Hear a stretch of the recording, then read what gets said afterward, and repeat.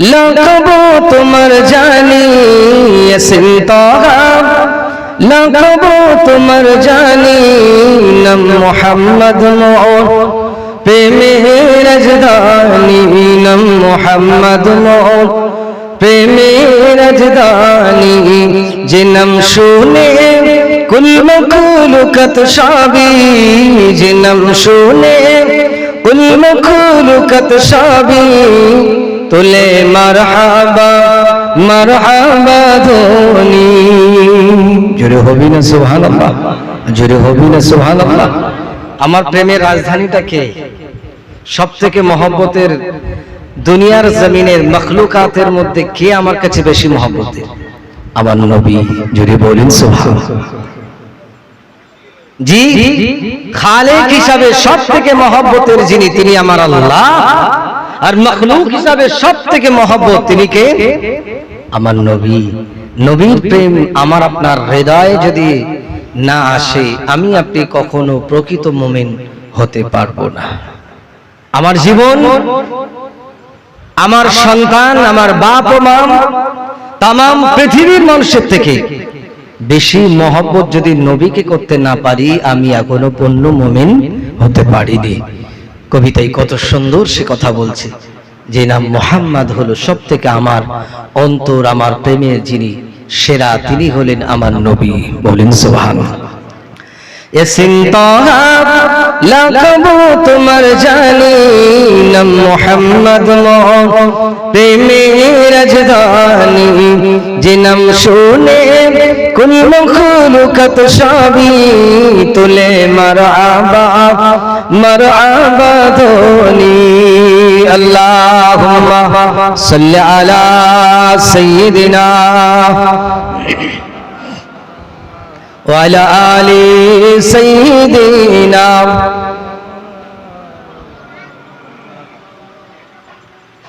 ধরে ইয়াসরিবের মূল্য ছিল না, যার পরশে সোনার মদিনা। ধরে ইয়াসরিবের মূল্য ছিল না, যার পরশে সোনার মদিনা। চুমুকে কদম পাক নুরানি, চুমুকে কদম পাক নুরানি। নাম মুহাম্মদ মোর প্রেমে রাজধানী। সুবহানাল্লাহ। মদিনা শরীফের নাম ছিল ইয়াসরিব। মদিনা শরীফের আগের নাম কি ছিল? ইয়াসরিব। যেমন মক্কার নাম ছিল আগে বাক্কা, আগে মক্কা ছিল না, নাম ছিল বাক্কা। বাক্কা থেকে হলো মক্কা। আল্লাহ পাক যাকে এমন বালাদুল আমিন করেছেন, এখন হলো মক্কাতুল মুকাররমা, মক্কা শরীফ। বলেন সুবহানাল্লাহ। ঠিক মদিনার পূর্বের নাম ছিল ইয়াসরিব। যেদিন মেরাজে যায় নবীজি, জিবরাইল সালাম নবীকে নিয়ে গিয়েছিলেন কয়েক জায়গায়, নবীকে নামিয়ে সেজদা দিতে বলেছিলেন বাইতুল মুকাদ্দাসে। পূর্বে যেতে যেতে মদিনাতুত তাইয়্যিবা যেখানে, তখনও মদিনা শরীফ নবীজি জানতেন না। এই মদিনা এখানে নেবে, জিবরাইল বললেন, জিবরাইল এ মুহাম্মদ তুমি এখানে নামো, 2 রাকাত নামাজ আদায় করো। নবীজি নামাজ আদায় করলেন। জিবরাইল সালাম জিজ্ঞাসা করলেন, মুহাম্মদ এই জায়গা তুমি কি চেনো? কোন জায়গা? নবীজি বলছেন যে আমি চিনি না। জিবরাইল আমিন বললেন, এটা হলো তাইয়্যিবা, আপনার হিজরতের ভূমি হবে এই মদিনা। জুড়ে হবে না সুবহানাল্লাহ। এই মদিনা শরীফের আগের নাম ছিল ইয়াসরিব। নবীজি আসার পরে আল্লাহ সেই ইয়াসরিবকে এমন পরিবর্তন করলেন যার নাম হলো মদিনা। নবীজি আসলেন, আসার কারণে শুধু মদিনা নাই, মদিনাতুত তাইয়্যিবা, মদিনাতুল মুনাওয়ারা, মদিনা শরীফ। আল্লাহ যাকে বড় শরীফ, বড় সম্মানিত মাকান জায়গা করলেন আমার নবীর কদমের খাতিরে। বলেন সুবহানাল্লাহ। কবিতাই বললেন। পিছনে যারা আসছেন সবার কাছে একটু অনুরোধ, সামনে জায়গাটা একটু পূরণ করবেন। আগে সামনে থেকে বসেন, তারপরে পেছনে বসে। যারা আসছেন একটু জায়গা দেবেন, সামনে সরে আসুন। অল্প সময়, কারণ বেশি কথা বললে তো আলোচনা করা যাবে না। যারা আসেন সামনের দিকে সরে বসেন। আর জলসার আদবই হলো সামনে থেকে বসে পূরণ করা। মাশাআল্লাহ, আমরা তো ওয়াজ নসিহত শুনি, আমাদের আদবটা হলো খুব বড় জিনিস, আর ইসলাম আদব শিখিয়েছে। এই আদবের দ্বারাই গোটা বিশ্বের অমুসলমান যারা মুসলমান হয়েছে, বিশ্বের মুসলমান যাদের আদর্শ দেখে, আমার নবীর আদর্শ দেখে বেদিন কাফেররা মুসলমান হয়েছে। জোরে হবে না? আরো জোরে হবে না? এই আদর্শ আপনাকে আমাকে শিখতে হবে।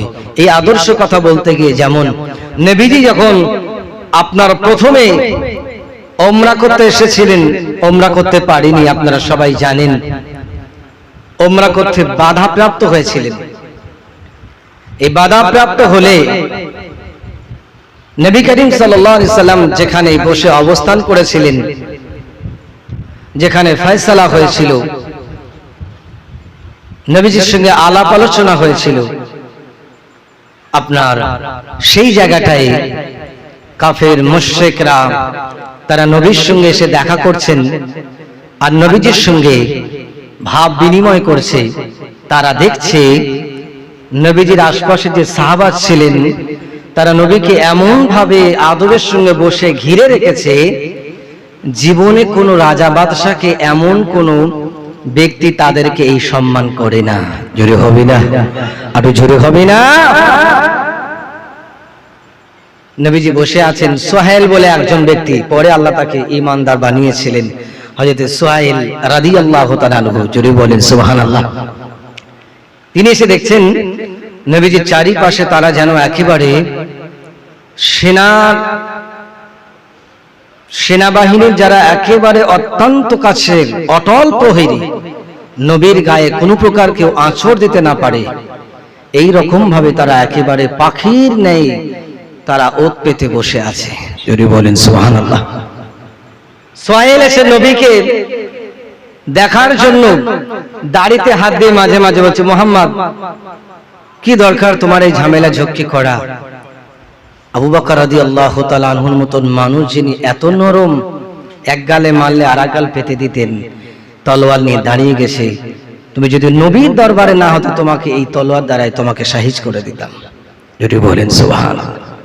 সোহেল এসেছিল নবীকে কিছু কথা শুনিয়ে সত্যকারের সে ওমরা করতে আসছে কিনা জানার জন্য।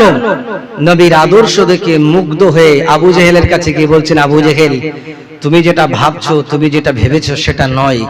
আমি পৃথিবীর অনেক বাদশা কায়সারকে দেখেছি, রোম দেশের বাদশাকে আমি দেখেছি, অনেক বড় বড় নেতার সামনে আমি গিয়েছি, কিন্তু মুহাম্মাদের সাহাবারা তার সঙ্গে যে আদর্শ, যে ব্যবহার আমি দেখেছি, পৃথিবীর কোন রাজা বাদশার কাছে এমন ব্যবহার আমি দেখিনি।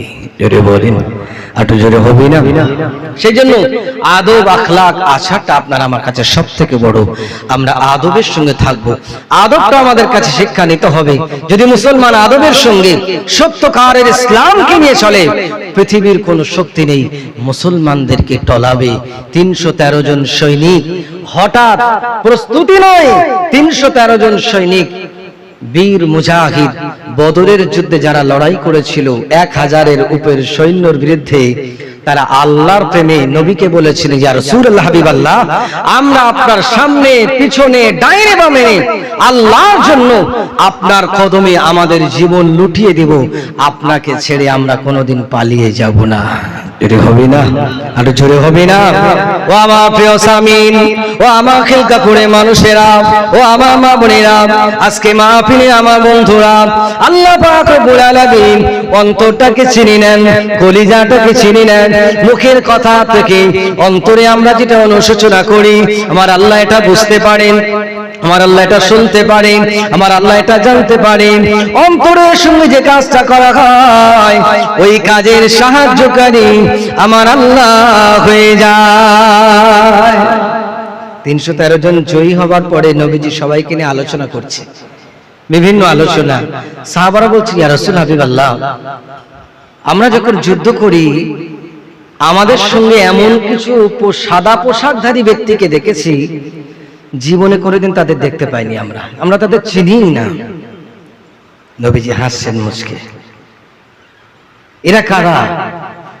নবীজি বললেন, আমার সাহাবারা, এই যুদ্ধে শুধু মানুষ যুদ্ধ করিলে, যাদের সাদা পোশাকধারী তোমরা দেখেছো, চিনতে পারোনি, এরা দুনিয়ার মানুষ নয়। আল্লাহ পাক তোমাদেরকে বিজয়ী করার জন্য, তোমাদেরকে আল্লাহ পছন্দ করেছে, তোমাদের সঙ্গে অসংখ্য ফারিস্তাদের আমার আল্লাহ পাঠিয়ে দিয়েছিলেন। সুবহান।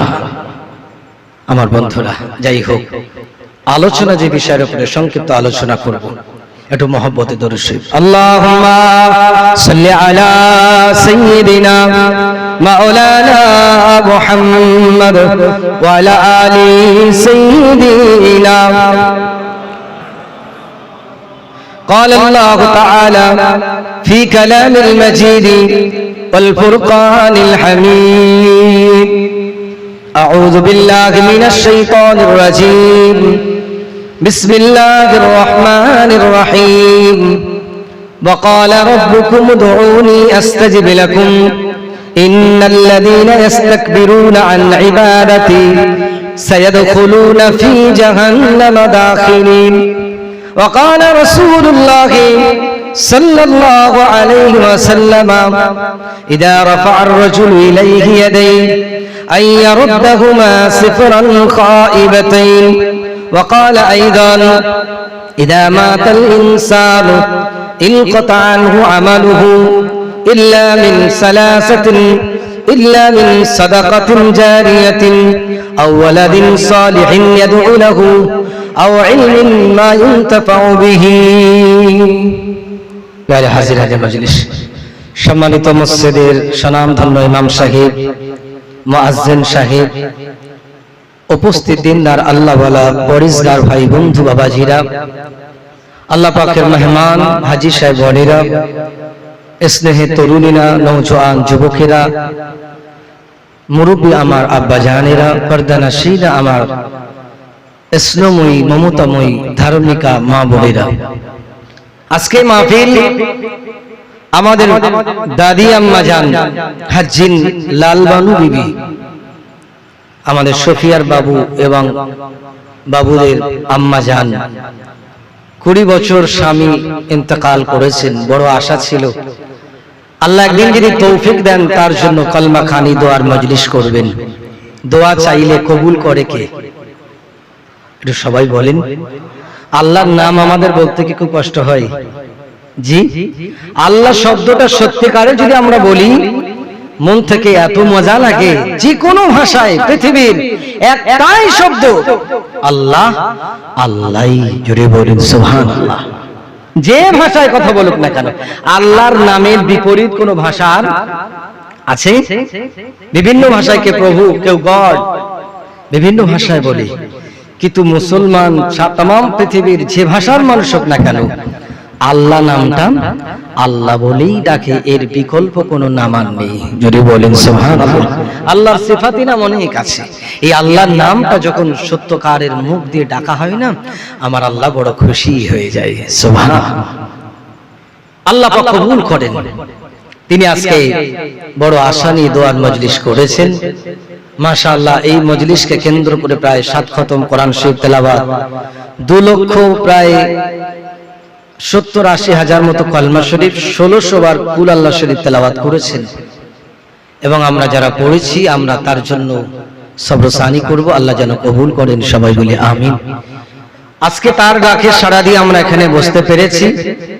সর্বাগ্যে আমাদের সকলের প্রশংসা জ্ঞাপন করা যার জন্য একান্ত কর্তব্য, আমাদের মাবুদ আমাদের আল্লাহর প্রতি শুকরিয়া জ্ঞাপন করি। সবাই বলি আলহামদুলিল্লাহ। পরে পরে জানাই, যার শানে নাত শুনেছেন, যার কারণে দো জাহান কুল কায়নাত, হাজার এবং হাজার আসমান জমিন, চাঁদ সূরজ, এমনকি জান্নাত যার জন্য সৃষ্টি করেছেন, সেই নবীর প্রতি ভক্তি ভরে আরো একবার পড়ি সাল্লাল্লাহু আলাইহি ওয়াসাল্লাম। সামিনে কেরাম, স্বামী আর স্ত্রী এটা একটা খুব বড় মেল বন্ধন। আল্লাহ পাক কোরআনে যা বলেছেন, হুন্না লিবাসুল লাকুম ওয়া আনতুম লিবাসুল লাহুন। একজন নারী, একজন স্ত্রী তার স্বামীর জন্য পোশাক, একজন স্বামী তার স্ত্রীর জন্য পোশাক। বলেন না সুবহানাল্লাহ। এই পোশাকটা কেন বলে? জি, অন্য ক্ষেত্রে তো এটা বলেনি। আল্লাহ পাক কোরআন বলছে, হাদিসে শুধু নয়, আল্লাহ নিজে বলছেন একটা স্বামী তার স্ত্রীর জন্য পোশাক, একটা স্ত্রী তার স্বামীর জন্য পোশাক। এই কথাটা বলার তাৎপর্যটা কি? পোশাক মানে গায়ের কোটও হতে পারে, জামাও হতে পারে, কিন্তু পোশাক আরেকটা, আমার গায়ের যে গেঞ্জি, এই গেঞ্জিটা আমার গায়ের চামড়ার সঙ্গে লেগে থাকে না, থাকে না? কথা বলেন সবাই। গেঞ্জিটা আমার গায়ের সঙ্গে লেগে থাকে, যে জিনিসটা আমার সব সময় গায়ে লেগে থাকে, সেই জিনিসটা নোংরা পড়তে পছন্দ করি না পরিষ্কার করতে পছন্দ করি? পরিষ্কার করতে পছন্দ করি। নোংরা লেগে গেলে আমাদের মনে কি হয়? সবসময় নোংরা লেগে গেল, তাড়াতাড়ি ধুয়ে ফেলি, এটাকে পরিষ্কার করে ফেলি। আপনার স্ত্রীকে আপনি যদি কোনো দাগ দিয়ে থাকেন, তো আপনার গায়েই দাগ লেগে যাবে। যদি বলেন না সুবহানাল্লাহ। আর আপনার স্ত্রী যদি আপনার কোন তার গীবত গিল্লা করে, তো সেই স্ত্রীর গায়ে তার দাগ লেগে যাবে। তার জামা কাপড়ে যেমন দাগ সে পছন্দ করে না, একটা স্বামী আর স্ত্রী তার একে অপরের ভিতরে এতটা মহব্বত থাকবে যে একে অপরের কোনো গীবত গিল্লা পরনিন্দা অন্যর সঙ্গে করবে না। যদি বলেন সুবহানাল্লাহ। ও আমার ভাইরা, বাবাজিরা, ও আমার মা বোনেরা, আল্লাহ পাক রব্বুল আলামিন দুনিয়া জমিনে আপনাকে আমাকে পাঠিয়েছেন, আপনার আমার হায়াত দিয়েছেন, একদিন আপনার আমার মওত দেবে। আল্লাহ পাক অন্যত্র বলেছেন, আমরা প্রথমে তো মরা ছিলাম, আমরা মরা ছিলাম, আল্লাহ আমাদের জীবিত করেছেন। আল্লাহ আপনাকে আমাকে আবার মৃত্যু দেবেন, আবার আপনাকে আমাকে জিন্দা করবেন। এর দ্বারা আপনাকে আমাকে বুঝিয়েছেন, আল্লাহ আমাকে জিন্দা করেছেন। এই জিন্দাটা আমি জিন্দা ছিলাম না, মরা ছিলাম, মৃত ছিলাম, কোনো অস্তিত্ব ছিল না। আল্লাহ আমাকে জীবন দিয়েছে বড় দয়া করে। আপনাকে আমাকে মরতে হবে। মরার পরের জীবনটা হলো আসল জীবন, মরার পরের জীবনটা হলো আপনার আমার সবথেকে দামি জীবন, মরার পরের জীবনটা হলো সব থেকে অনন্তকালের জীবন। ওই জীবনটাই হলো আপনার আমার জন্য আসল জীবনটা প্রতিষ্ঠিত করার জন্য আপনার দুনিয়া নামক এই জীবনে, হায়াত নামক এই জীবনে আপনাকে আমাকে সঠিক সরল পথে, আল্লাহর পথে চলে জীবনটাকে যদি অতিবাহিত করতে পারি, আল্লাহ পাক রব্বুল আলামিন কোরআনে কারীমে বলেছেন, আল্লাযী খালাকাল মাউতা ওয়াল হায়াতা লিয়াবলুয়াকুম আইয়ুকুম আহসানু আমালা। আল্লাহ পাক মরণ আর জীবনকে দিয়েছেন, সৃষ্টি করেছেন কোন মানুষটা কেমন, কতটা ভালো কাজ করে, কোন মানুষটা কত নেকির কাজ করে, এটাকে চিহ্নিত করার জন্য আপনার আমার নেকির কাজটা আমার আল্লাহ চিহ্নিত করতে চান। মরণের পরে আপনার আমার কাছে কেউ যাবে না, মরণের পরে আপনার আমার সাহায্যকারী কেউ হবে না, মরণের পরে আপনার আমার জন্য একটা বিন্দু পরিমাণ কোনো কিছু আমাকে আপনাকে দিতে পারবে না। তবে শুনে রেখে দিন, এই জীবনে যদি আপনি আমি আমাদের জীবনকে আল্লাহমুখী করে যেতে পারি, কাউর লাগবে না, কেউ আপনার জন্য সাহায্যকারীর প্রয়োজন লাগবে না। আমার আল্লাহ বললেন, আমি আল্লাহ পাক তাদের জন্য বন্ধু, আমি আল্লাহ তাদের জন্য ওলি গার্জেন, যে আমাকে চিনে গেছে, যে আমাকে মহব্বত করে আমাকে রাজি খুশি করে দিয়েছে। কবরে হাসরে নয়, আমি আল্লাহ পাক সারা জীবনটা তার জন্য সঙ্গী হয়ে যাব। বান্দা, চাইতে যদি হয় দুনিয়া যতক্ষণ আছো চাও, দুনিয়া যতদিন আছো চাও, দুনিয়া চলে যাবার পরে আর চাবার রাস্তা তোমার নেই। বান্দা যখন আল্লাহর কাছে চায়, ওয়াকালা রাব্বুকুম উদউনি আস্তাজিব লাকুম, তোমাদের রব প্রতিপালক তোমাদেরকে জানায়, তোমাদেরকে বলে আমাকে ডাকো, আস্তাজিব লাকুম, আমি আল্লাহ তোমাদের ডাকে অবশ্যই সাড়া দিয়ে দেব। সুবহানাল্লাহ। আমরা ডাকতে জানি না, সেইভাবে আমরা ডাকি না। ডাকি কখন? যখন মুসিবত আসে, যখন বিপদ আসে, করোনা নামক ভাইরাস আসে, ঝিনঝিনে নামক ডিস্কো রোগ আসে, বিভিন্ন ঝড় তুফান যখন হয়। এখন তো মাশাআল্লাহ সব পাকা বাড়ি হয়ে গেছে, ঝড়ের ভয় আর কারো লাগে না। আগের দিনে যখন কাঁচা বাড়ি, টালির টিনের বাড়ি আর বিচুলির ছাউনি ছিল, ঝড় যখন আসতো আগে থেকে চারিদিকে একটা শব্দ শোনা যেত। কিসের শব্দ বলেন তো? মনে আছে কি দেখি? মাশাআল্লাহ, আমার বাবু বললেন আজানের শব্দ। মানুষ দিত না? ঘূর্ণিঝড় সাইক্লোন যখন হতো, মানুষ এখন ঘরের চারিদিকে বন্ধ করে ঘরের ভিতরে ঝড় হচ্ছে আনন্দ করছে, জি। আর তখন মানুষ বাড়িটা উল্টে যাবে, না জানে টিনটা টালিটা আমার মাথায় পড়ে কি তার ঠিক নেই, এই চিন্তা আল্লাহ আল্লাহ করতেন আর আজান দিতেন। যে কোনো বিপদে আজান দিলে এই আজান আল্লাহর গজবকে ঠান্ডা করে দেয়। সুবহানাল্লাহ। যদি বলেন আমরা যত আমরা সুখ পাচ্ছি আল্লাহকে বলে যাচ্ছি, সত্যকারের যদি ডাকি আমার আল্লাহ অবশ্যই ডাকে সাড়া দিয়ে থাকেন। হাদিসে নবীজি বলেছেন, ইদা রাফা'আর রাজুলু ইলাইহি ইয়াদাইহি আইয়া রাদ্দাহুমা সিফরান খাইবাতাইন, যখন কোন বান্দা বান্দি দুহাত তুলে আল্লাহর কাছে দোয়া চায়, রব্বুল আলামিন এই বান্দা বান্দির হাত দুখানা ফেরত দিতে লজ্জা করে। সুবহানাল্লাহ।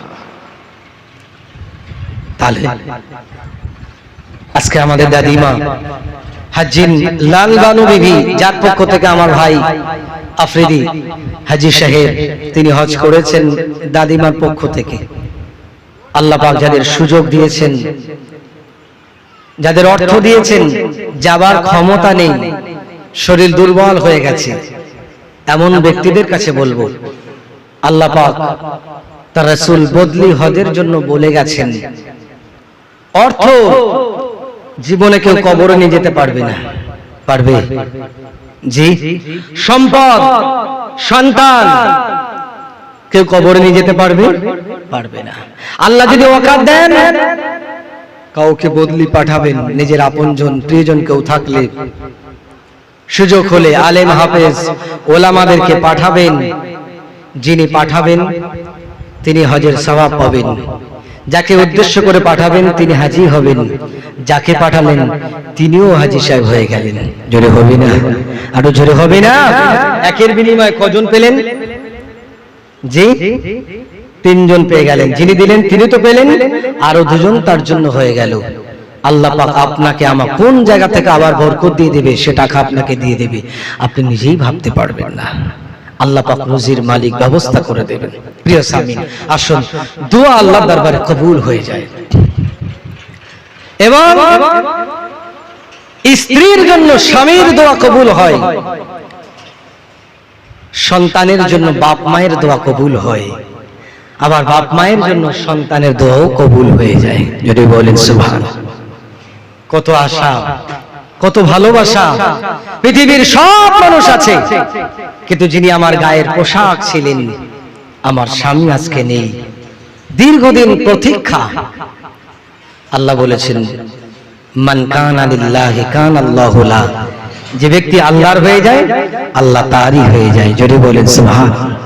ও আমার প্রিয় স্বামী, হাদিস শরীফে একটা ঘটনা এসেছে, আল্লাহ পাক রব্বুল আলামিন যে আল্লাহর উপরে সাহায্য করে, আল্লাহর দ্বীনের সাহায্য করে, আল্লাহর পথে চলে, আল্লাহর রাস্তায় দান খায়রাত করে, আমার আল্লাহ পাক রব্বুল আলামিন গায়েব থেকে তাকে সাহায্য করেন। বলেন সুবহানাল্লাহ। ও আমার ভাইরা, বুখারী শরীফে হাদিসের ভিতরে এসেছে, এবং এই হাদিসটা একটা মাসলার কিতাবেও সেখানে উল্লেখ করেছেন। আল্লাহ পাকের একজন বান্দা, তিনি কিনা আল্লাহকে এমন মহব্বত করতেন, ভালোবাসতেন, তিনি যে চাষাবাদ গুলো করতেন, সেই চাষাবাদের ফসলটা যখনই ফসলটা উঠতে সময় হতো, ওই ফসলটা তোলার পরে তিনি কিনা সর্বপ্রথম ওই ফসলটাকে তিনটে ভাগ করতেন। তিনটে ভাগ করার পরে প্রথম ভাগটাকে আল্লাহকে খুশি করার জন্য আল্লাহর রাস্তায় দান করে দিতে, দ্বিতীয় ভাগটা নিজের খাবার পরিবারকে খাওয়ানোর জন্য রেখে দিতেন, তৃতীয় ভাগটা আবারও চাষ করার জন্য রাখতেন। হঠাৎ এক তারিখে একজন ব্যক্তি একটা ফাঁকা জঙ্গলের ভিতরে তিনি আছেন, হঠাৎ একটা তার মাথার উপরে মেঘ দেখতে পেলেন, চারিদিকে কোনো মেঘ নেই, সেখানে মেঘ দেখতে পেলেন, আর মেঘের ভিতর থেকে একটা আওয়াজ আসছে, এই মেঘের ভিতর থেকে আওয়াজ আসছে, অমুক ব্যক্তির বাগানে গিয়ে তুমি পানি দাও, অমুক ব্যক্তির বাগানে গিয়ে পানি দাও। এই আওয়াজ সবার সাথে সাথে ওই মেঘটা সেই দিকে চলতে লাগলো। আল্লাহ পাকের সেই বান্দা, যিনি একটা সঙ্গিস্তান ময়দানে ফাঁকা জায়গায় যিনি কিনা অবস্থান করছিলেন, এই ডাকের আওয়াজটা যিনি শুনতে পেয়েছিলেন, তিনি কিনা সঙ্গে সঙ্গে মেঘের পিছন নিয়ে নিলেন। মেঘটা কোন জায়গায় যায় দেখি একটু। মেঘটা যেতে লাগলেন, কিছু যাবার পরে একটা ফাঁকা ময়দানে সেখানে মেঘটা দাঁড়িয়ে গেল। দাঁড়িয়ে যাবার পরে মুষলধারে সেখানে বৃষ্টি বর্ষণ হলো। সমস্ত বৃষ্টিগুলো এক জায়গায় জড়ো হয়ে একটা নালা দিয়ে চলতে লাগলো। আর ওই নালা দিয়ে চলতে চলতে একটা ক্ষেত যেখানে আছে, একজন ব্যক্তি সেখানে দাঁড়িয়ে বেলচা দিয়ে কোদাল দিয়ে পানিটা কাটিয়ে তার ক্ষেতের ভিতরে পানিটা জমা করছে। ওই সময় দীর্ঘক্ষণ ধরে ওই ব্যক্তিটা দাঁড়িয়ে দাঁড়িয়ে দেখছে চারিদিকে খেতে কোনো জায়গায় পানি নেই, কোনো জায়গায় পানি নেই। এই ব্যক্তির খেতে পানিটা এক জায়গায় বর্ষণ হয়ে একটা নালা দিয়ে তার খেতেই আসছে। অনেকক্ষণ দেখার পরে ওই ব্যক্তিটা আল্লাহ সেই বান্দাকে জিজ্ঞাসা করলেন, হে আল্লাহ বান্দা, আপনার নাম কি একটু বলুন, আপনার নাম কি একটু বলুন। ওই সময় তিনি বললেন, কেন আপনি আমার নামটা জিজ্ঞাসা করলেন? তিনি তার নামটা বললেন। নামটা বলার পরে জিজ্ঞাসা করলেন, হে আল্লাহ বান্দা, বলুন বলুন, কেন আপনি আমার নামটাকে জিজ্ঞাসা করলেন? ওই সময় সেই ব্যক্তি বলেছিলেন, মেঘের ভিতর থেকে আমি এমন একটা আওয়াজ শুনেছি। এই মেঘটা এক জায়গায় জড়ো হয়ে মেঘের ভিতর থেকে আওয়াজ আসছে, অমুক ব্যক্তির বাগানে পানি দাও, অমুক ব্যক্তির বাগানে গিয়ে পানি দাও।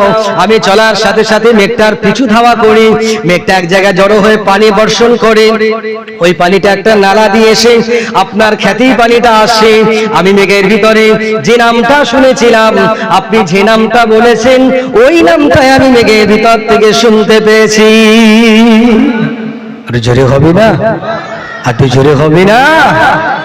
হে আল্লাহর বান্দা, বলুন বলুন, আপনি কি এমন আমল করেন, কি এমন কাজ করেন, একটু বলুন বলুন। তিনি বললেন, না আমি তেমন কোনো আমল করি না, তবে আপনি যখন জিজ্ঞাসা করছেন তাহলে আমাকে একটু বলতে হয়। হে আল্লাহ বান্দা, আমি তেমন কোনো আমল কিছু করি না, তবে শুনুন শুনুন, আমি একটা কাজ করি। আমার এই বাগানে যে ফসলটা হয়, আমার এই খেতে যে ফসলটা হয়, এই ফসলটা যখন উৎপন্ন হয়ে আমি কেটে ফেলি, ফসলটা যখন আমি তুলে ফেলি, এই ফসলটা তোলার পরে আমি ফসলটাকে সর্বপ্রথম 3টে ভাগ করে নিই। 3টে ভাগ করার পরে একটা ভাগ আমি আমার আল্লাহ রাস্তায় দান করে দেই। দ্বিতীয় ভাগটা আমার বিবি বাচ্চাদের খাওয়ানোর জন্য রাখি, সংসারের জন্য রাখি। আর একটা ভাগ আগামী বছর চাষ করার জন্য রেখে দেই। বুঝতে পারলেন? আল্লাহর বান্দা, আল্লাহর জন্য তিনি প্রথমে প্রস্তুতি আছেন। আল্লাহ পাক গায়েব থেকে তার এই খাজানাটাকে দিয়ে দিলেন। জোরে হবে না? আটু জোরে হবে না? আপনাদের কষ্ট হচ্ছে? জি, এখনো তো তাকবীরের আওয়াজ তো হয়নি। ওয়াকফ সম্পত্তি দখল হয়ে যাচ্ছে, নারায়ে তাকবীর দিয়ে আওয়াজ দিয়ে পথে নেমেছেন কি? জি, আপনার বাপের, আপনার দাদুর, আপনার পরপুরুষের সম্পত্তি বিলীন হয়ে যাচ্ছে। মুসলমান এখনো যদি ঘুমায়, আমার খিলকাপুরের মানুষটা তো এতটা অজাগ্রত নয় আমি জানি। জি, ইমাম সাহেব, মাওলানা সাহেব, হুজুরা সুবহানাল্লাহ বলতে বলবে, তারপরে বলবো সুবহানাল্লাহটা কার প্রশংসা, কার তাসবিহ? আমার আল্লাহ তাসবিহ নয়? আল্লাহকে প্রশংসা করলে আল্লাহ খুশি হয় না? কেমন খুশি হয়? আপনি যখন আল্লাহকে প্রশংসা করেন, আল্লাহ পাক ফারিস্তা নিয়ে আপনাদের প্রশংসা করে। জোরে হবে না? আর জোরে হবে না? নারে তাকবীর, নারে তাকবীর, নারে তাকবীর। আসুন সময়ের উপযোগী অল্প দুটো আলোচনা করি। আপনারা খবর শুনেছেন তো, রাত 12টার পরে মুসলমানদের ওয়াকফ করা সম্পত্তি বর্তমান স্বৈরাচারী কালা কানুন, মুসলমানদের জুলুমকারী কেন্দ্রের সরকার এই সম্পত্তির নিজের আয়ত্ত দখল করেছে। আপনারা জানেন না? জানেন না? সবাই বলছেন জি। মুসলমানদের কাছে করজোড়ে নিবেদন থাকবে, আমি প্রতি জুম্মায় এখন বয়ান করছি, মুসলমান যেন কোনদিন ইমানের সম্পত্তি, আল্লাহর সম্পত্তি, রাসূলের সম্পত্তি, ইসলামের সম্পত্তি, যে কোনো সম্পত্তি হোক, এখানে যখন হানা আসবে আমরা দুনিয়ার কোন রং কালার দেখব না। ঠিক বলছি তো সবাই? সবাই বলেন, এখানে কোনো রং আমরা দেখব না, এখানে কোনো মাযহাব আমি দেখব না। আপনার যা করতে ভালো লাগে বাড়ি গিয়ে করুন। হাটে বাজারে রাস্তাঘাটে দেখা হয়েছে মুসলমান, সালাম বিনিময় করুন। আপনি তাবলীগ করেন, জামাতি করেন, আহলে হাদিস, লামাযহাবি, বেরলভী, মাইজ ভান্ডারী, বিভিন্ন প্রকার যাই করেন না কেন, বাড়ি গিয়ে করুন। আপনি বাইরে যখন বার হয়েছেন, মুসলমান দেখা হলে সালাম বিনিময় করুন। কথাটা ঠিক না ভুল? সবাই মিলে বলেন। ওয়াকফ সম্পত্তি কাকে বলে জানেন? জি, এই ওয়াকফ এই শব্দের অর্থ হলো কোন জিনিসকে বেঁধে দেওয়া বা ঘিরে রাখা। মুসলমান আপনার আমার পূর্বপুরুষ মহীয়সী অনেক মহান ব্যক্তি যারা অনেকের শত শত হাজার হাজার বিঘে সম্পত্তি ছিল, তারা চিন্তা করেছে এই সম্পত্তি আমার সন্তানদের শুধু দিয়ে গেলে আমার জন্য কিছু তারা সবসময় তারা করবে না। আমার কিছু করতে গেলে কোরআন হাদিসের যে ভাষা এসেছে, ইযা মাতাল ইনসান ইনকাতা আনহু আমালুহু, মানুষ যখন মারা যায় তার সমস্ত আমলের দরজা বন্ধ হয়ে যায়। কি ভাই ঠিক না ভুল? সমস্ত আমলের দরজা, নামাজ পড়তে পারবেন, রোজা রাখতে পারবেন, যাকাত দিতে পারবেন, হজ করতে পারবেন, সব বন্ধ হয়ে যায়। ইল্লা মিন সালাসাতিন, তিনটা আমলের দরজা আল্লাহ এখনো জারি রেখে দেন। যদি বলেন সুবহানাল্লাহ। ইল্লা মিন সাদাকাতিন জারিয়াতিন, এক নম্বর হলো সাদকায়ে জারিয়া, মাদ্রাসা, মসজিদ, ঈদগাহ, খানকা, কবরস্থান, রাস্তাঘাট, স্কুল, কলেজ, ইউনিভার্সিটি, এই ধরনের সামাজিক কাজ যারা করে যাবে আল্লাহকে খুশি করার জন্য, এই কাজ কিয়ামত পর্যন্ত সওয়াব সে কবরে শুয়ে শুয়ে পেতে থাকবে। যদি বলেন, আরো জোরে বলেন। এই জন্য অনেক মুসলমান তারা নিজেদের সম্পদকে, মুসলমান ছেলে মেয়েদের বিশেষত গরিব তাদের লেখাপড়ার উন্নতির জন্য, লেখাপড়ার সুব্যবস্থা করার জন্য, এমনকি গরিব সন্তানের জন্য তাদেরকে এই সম্পদ বিলীন করে গিয়েছে, আল্লাহর রাস্তায় অফ করেছে। এই অফ করা সম্পত্তি যারা মসজিদ মাদ্রাসা দেয়, অনেকে ভুল করে অনেক সময় মুখের কথা বলে থাকে যে মসজিদটা সম্পত্তি আমার দেওয়া, আমার বলেন অনেকে, এই মাদ্রাসাটা আমার সম্পত্তি, এই ঈদগাহটা আমার সম্পত্তি, এই খানকাটা আমার সম্পত্তি। যখন আল্লাহর জন্য অফ করা হয়, পৃথিবীর কোন মানুষ আর আমার বলে দাবি করতে, কথা বলেন, আমি ঠিক বলছি না ভুল বলছি? অনেক জায়গা এমন আছে মসজিদ নিজের নামে লিখে রেখেছে। আপনার আমার নাকের ডগায় একটা মসজিদ ব্যক্তিগত নামে ছিল, বিক্রি হয়ে গেছে, রাস্তার উপরে পড়ে সম্পত্তির টাকার ভাগীদার তারা হয়ে গেছে। আমার দাদু তো দিয়ে গেছে, আমার নাম থাকলো, আমি যদি সেই মসজিদের টাকার সম্পত্তির টাকা আমি খেয়ে ফেলি, ছাড় পাবো বলে মনে হচ্ছে তো নাকি? যে আমি তো জানি এই ওয়াকফ করা সম্পত্তি এটা আমার আল্লাহর। জোরে বলেন সুবহানাল্লাহ। ওয়াকফ করা সম্পত্তিটা কার? আল ওয়াকফু লিল্লাহ। মসজিদে যারাই দেয় তারা চিন্তা করে জমি কার? আমার আল্লাহর। কারণ নবীজি হাদিসে বলেছেন, মান বানা লিল্লাহি মসজিদান বানাল্লাহু লাহু বাইতান ফিল জান্নাহ। যে ব্যক্তি আল্লাহর ঘর তৈরি করে দেয়, আল্লাহ পাক তাকে জান্নাতে ঘর বানিয়ে দেয়। জোরে হবে না? এই ওয়াকফ সম্পত্তি মুসলমানদের বিভিন্ন প্রকার জুলুম, অন্যায়, অত্যাচারের সীমা তিনি ছাড়িয়ে গিয়ে তলে তলে ভিতরে ভিতরে চিন্তা করছে, এটা শুধু মুসলমানের বিরুদ্ধে নয়, এটা গোটা ভারতবাসী, হিন্দু, মুসলমান, জৈন, খ্রিস্টান সবার বিরুদ্ধেই কিন্তু আসে ষড়যন্ত্র করছে।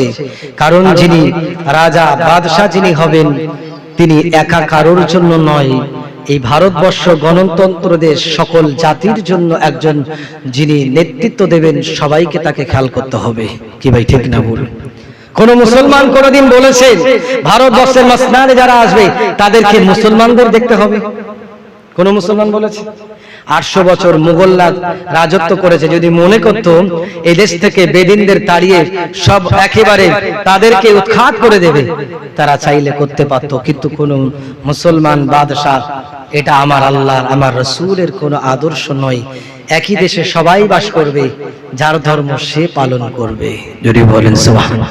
এই জন্য আপনাদের সকলের কাছে ছোট্ট করে কথার আবেদন, এই ওয়াকফ সম্পত্তি সারা ভারতবর্ষে কতটা জানেন? 9.8 লক্ষ বর্গ, মানে 8 লক্ষ আপনার একর জমি। 9.8 লক্ষ একর জমি আপনার আমার বাপ দাদারা এই সমাজের মানুষের সেবার জন্য দান করে গেছে। মসজিদ, কবরস্থান, খানকা, ঈদগাহ, সেই জমিতে হস্তক্ষেপ করে ভারত সরকার নিজের আয়ত্তে এনে নিজের ইচ্ছা খুশি মতন ব্যবহার করবে বলে আইন করেছে। আপনার এমন একটা দিন আসবে যদি সরকার এই আইন বলবৎ করে, আপনার বাপ যেখানে শুয়ে আছে সরকার একদিন বলবে ওই জমি ছোট করতে হবে। খিলকাপুরের এত বড় কবরস্থান, বছরে 10টা কি 20টা মানুষ মরে, আর 10 বিঘে জমি কবরস্থান করে রেখে দেবে হবে না, 1 বিঘে থাকবে, 9 বিঘে সব উড়িয়ে দিয়ে আপনার বাপের কবরের উপরে বুলডোজার চালিয়ে দেবে। মেনে নেবেন? সবাই কথা বলেন, সবাই বলেন। তাহলে এর বিরুদ্ধে আন্দোলন করতে হবে না, হবে না? আল্লাহর শুকর, যেটা আমরা মনে চাইছিলাম, গোটা বাংলার সর্বদলের মানুষ যে যে মাসলা করে, ফুরফুরা করে, তাবলীগ করে, জামাতি করে, লামাযাবি করে, সব ধর্মের এই সব দলের মানুষ, আকাবের যারা উচ্চ পদস্থ আছে, এই ইসলামের আঘাতের বিরুদ্ধে ঐক্যবদ্ধ হয়ে 26শে এপ্রিল ব্রিগেডের ময়দানে ডাক দিয়েছে। আমরা সবাই যাবো তো না যাবো না? একটু হাত তুলে বলেন তো দেখি।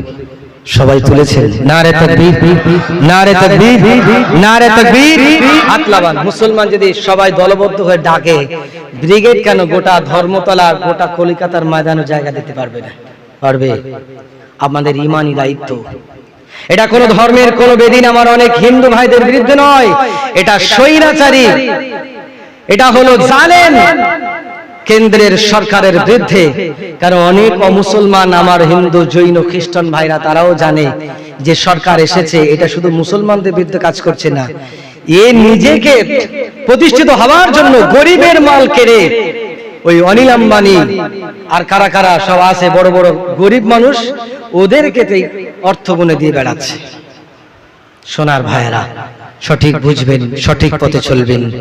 ঈমানি দায়িত্ব যখন আসবে, কোন কালার, কোন দল, কোন পার্টি, কোন রাজনীতি, কোন মাযহাব, এটা দেখবেন না। ডাকে সাড়া দিয়ে দলবদ্ধ হয়ে ঈমানের জন্য দাঁড়িয়ে যাবেন, তাহলে আল্লাহর সাহায্য একদিন আসবেই আসবে। যদি বলেন সুবহানাল্লাহ। আর যদি মনে করেন আমার তো কিছু হয় না, ও পাশে যা হয় হোক, একদিন পাশের ঘরে আগুন লেগেছে, ওই আগুন আস্তে আস্তে আপনার ঘরেও লাগবে, লাগবে না? কথা বলেন। রাতের বেলা পাশের ঘরে বিসলির গাদাটা আগুন লেগেছিল, সব নিভে গেছে, এক জায়গায় একটু জ্বলছিল, ও একটুকুনি তো নিভে যাবে কোনে।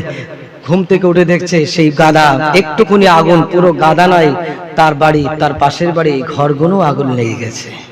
লাগতে পারে না? পারে না? ওই জন্য অল্প দেখে মনে করবেন না যে এটাকে কিছু নয়। অল্পটাকে যখন আপনি মিটিয়ে দেবেন, বাড়ার আর সুযোগ পাবে না। সেই জন্য আমাদের ঈমানি দায়িত্ব, আমাদের সম্পদ। মসজিদ ঘরে একটা মুসলমানকে মেরেছে, আর একটা মুসলমানকে মেরেছে, একটা মসজিদ ভেঙেছে, আর একটা মসজিদ ভেঙেছে, মনে করেছে এইভাবে করে যাব। মুসলমান নিজের জীবন দেবে, আল্লাহর ঘর মসজিদের জন্য কোনোদিন সহ্য করবে না। কি ভাই ঠিক না ভুল? মাদ্রাসার জন্য সহ্য করবে না। আল্লাহ কথা বলবে, নবীর বিরুদ্ধে কথা বলবে, খানকার বিরুদ্ধে কথা বলবে, আল্লাহ ওয়ালাদের বিরুদ্ধে কথা বলবে। মুসলমান জীবন দেবে, আল্লাহ প্রেমে আল্লাহ বিরুদ্ধে কথা বলতে দেবে না। বলেন না সুবহানাল্লাহ। যাই হোক, এতটুকু বলে আমি আমার বক্তব্যকে ইতি করছি। যতটুকু বলেছি, আলোচনা করেছি, আল্লাহ যেন আমাদের বলা আর শোনার থেকে বেশি করে কাজে পরিণত করার তৌফিক দেন।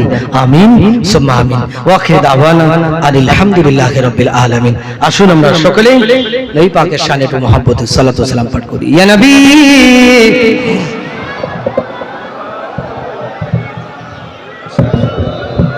সালাম, ইয়া হাবিব,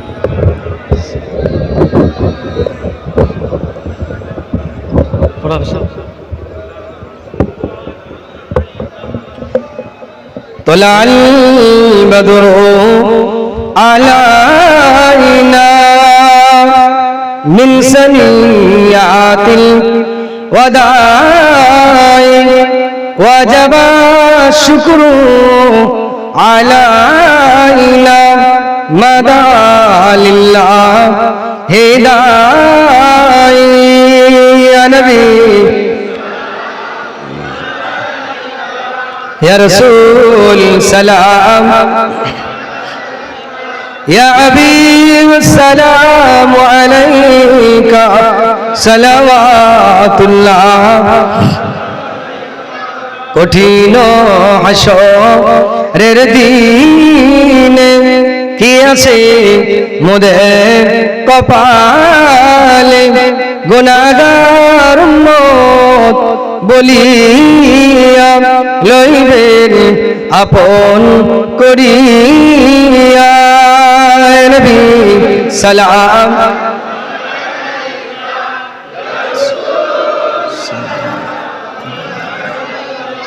يا حبيبي سلام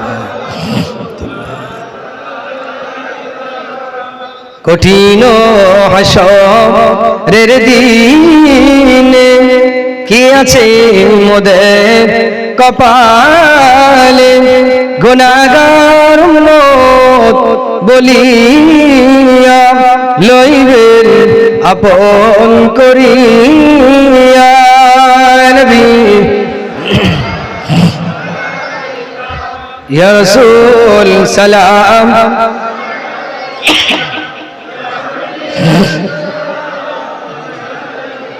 সালাওয়াত কলেমাই পড়ি আপনার নাম আজানে শুনি আপনার নাম নমাজে আপনাকে সালাম আপনি যে নূরে মুজাসম ইয়া নবী সালাম ইয়া রাসূল সালাম ইয়া হাবিব সালাম আলাইকা সালাওয়াতুল্লাহ আলাইকা ইয়া রাব্বি সাল্লাম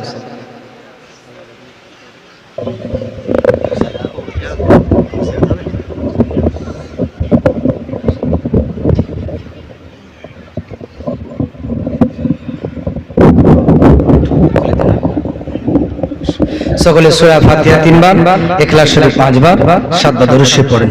এখানে দোয়া সবরসানি হবে, এরপর একটু কবর জিয়ারত হবে, সবাই কবর জিয়ারতে যাবেন। বসিয়ে খাবেন না চেয়ার টেবিল? বসিয়ে খাওয়াবে না চেয়ার টেবিল দেবে? Chair table. তো এই ফাঁকে কবর জিয়ারত হবে আর মাঝখানে আমার ভাইরা চেয়ার টেবিলটা বসিয়ে দেবে। বাড়িওয়ালার পক্ষ থেকে সবাইকে দাওয়াত করছি, আপনারা সকলেই দাওয়াত গ্রহণ করবেন। এই সময় নেই, সবরসানি একটা আছে।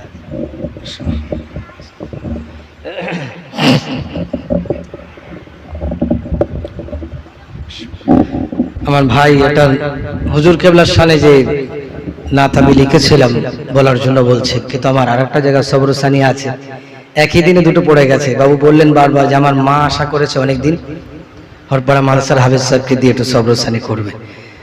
আমার কাছে বড় এটা আনন্দ যে মুরব্বী মানুষ তারা আমাকে যে ভালোবাসেন, তারা যে দোয়া করেন। আমি কেউ নই, তেমন কিছু নেই যে আমি অত ভালোবাসার মানুষ। মানুষ যে ভালোবাসে আল্লাহওয়ালা, আল্লাহ প্রেমিক পীর ওলিদের যে দোয়া, নিগাহে মর্দ মুমিন কি তকদির বদল জাতি হে। আল্লাহওয়ালাদের সুনজরে আল্লাহ তকদিরকে পরিবর্তন করে দেয়, বলেন না সুবহানাল্লাহ। সেজন্য আবার ওই দাদিমার কাছেও আমি দোয়া প্রার্থী, দোয়া করেন। আমরা দোয়া করি আজকে যে উদ্দেশ্য নিয়ে, হাজ্জিন লাল বানু বিবি, তার স্বামী, তার আব্বা মা, শ্বশুর শাশুড়ি, আপনজন এবং আপনজন যারা কবরবাসী, আমার শফিয়ার বাবু তার কয়েকজন বাবুও চলে গেছেন, সবার জন্য দোয়া। আল্লাহ যেন তাদের কবরগুলো জান্নাতের টুকরা বানান, সবাই বলি আমিন। এই সওয়াবগুলো যেন পৌঁছে দেন এবং আমাদের সকলের মাই মুরব্বী যারা কবরবাসী সবার রুহে যেন আল্লাহ সওয়াব পৌঁছে দেন, সবাই বলি আমিন। আর বারবার যেটা আমাদের আশেপাশে অনেক ছোট করে অনেক পদসভা চলছে, আপনারা অনেকে যাবেন। সম্ভবত আমাদের বারাসাতেও আগামী সোমবার মঙ্গলবারের দিকে মনে একটা পদসভা আছে, মঙ্গলবারে না, মঙ্গলবারে আছে। যে ডাকুক আমাদের ভাইজানেরা আসছেন, অনেক ভাইজানেরা আসছেন, আমাদের আব্বাস ভাইজান, নওশাদ ভাইজান, আমাদের মেহরাব ভাইজান, আমাদের সাইম সিদ্দিকী ভাইজান, ইমরান সিদ্দিকী ভাইজান, অনেক সবাই আসছে। এবং ওই দিনে যে ময়দানে যারা জড়ো হবে সব ফুরফুরা শরীফ থেকে, বসিরহাট থেকে, পার্সোনাল লবর থেকে, এবং যারা দেওবন্দি বড় বড় আকাবির আছে, আহলে হাদিস যারা আছেন, সমস্ত মাসলাকের বড় বড় আকাবির তারা সেদিন উপস্থিত থাকবেন। আমরা সবাই এই দলে যোগদান করে ওয়াকফ সম্পত্তির বিরুদ্ধে যে বিল আইন করেছে, এই আইনের বিরুদ্ধে আমাদের আন্দোলন, এই আইন যতদিন না পর্যন্ত প্রত্যাহার করবে ততদিন আমরা এই আন্দোলন চালিয়ে যাব। ইনশাআল্লাহ এই আইন আমরা প্রত্যাহার করিয়েই ছাড়বো। বলেন ইনশাআল্লাহ, জোরে বলেন ইনশাআল্লাহ।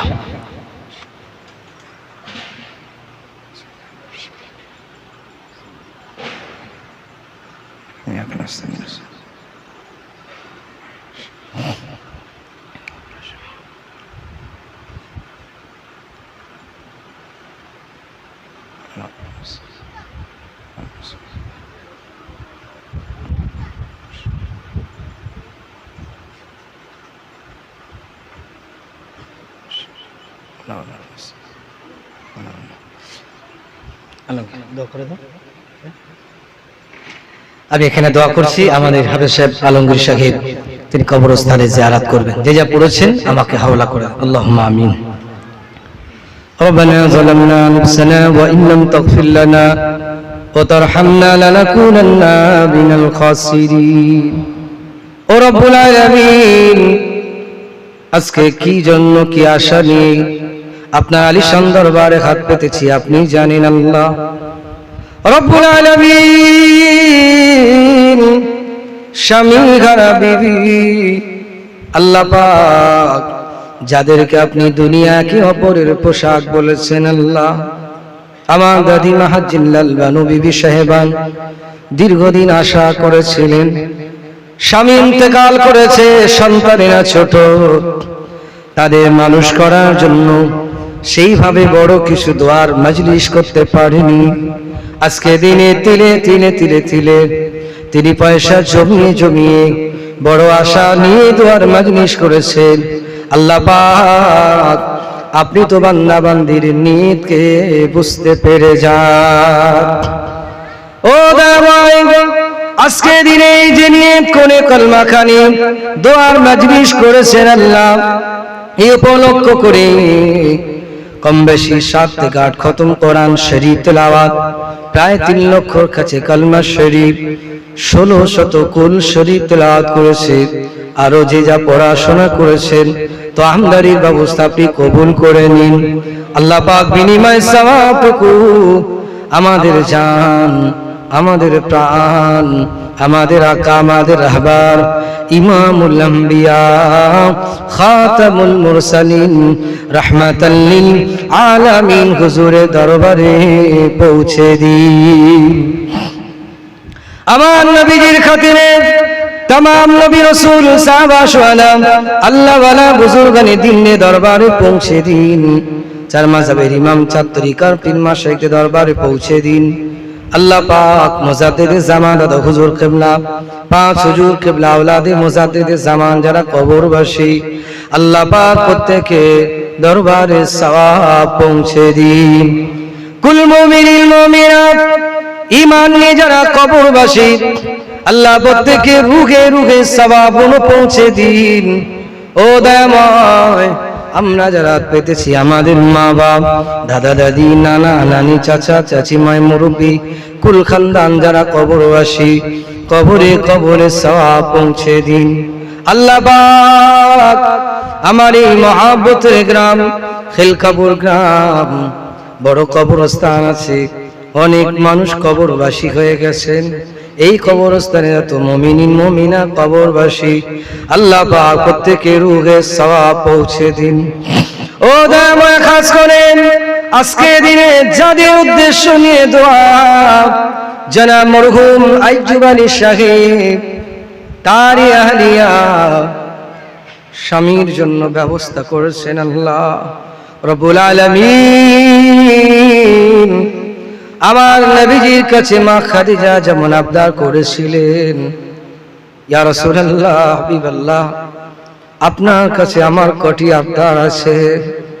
ইয়া রাসূলুল্লাহ, আমি চলে যাব, সম্ভবত আপনার আগে আমাকে চলে যেতে হবে।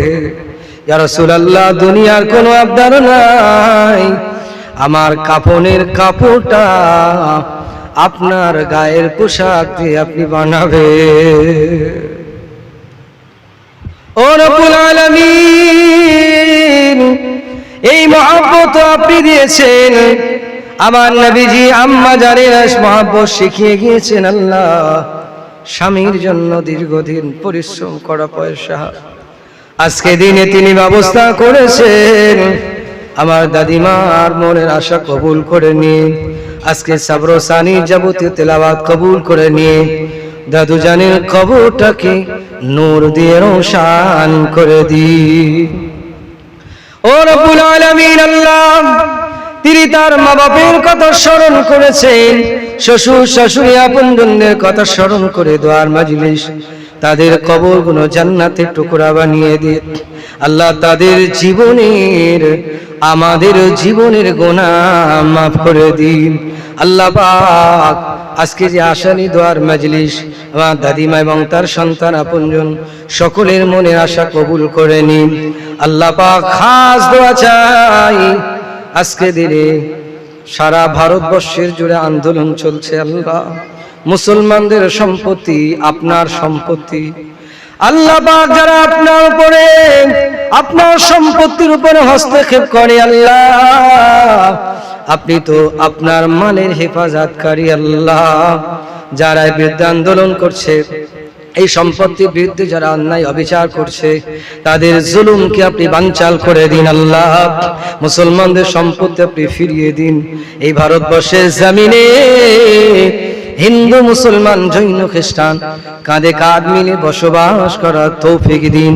আল্লাহ, জালেমদের জুলুমকে প্রতিহত করে দিন। আল্লাহ, আমাদের সকলের দোয়া বিশ্ব নবীর খাতিরে কবুল করে নিন। সাল্লাল্লাহু তাআলা আলা রাসূল খায়রি খালকিহি মুহাম্মাদ।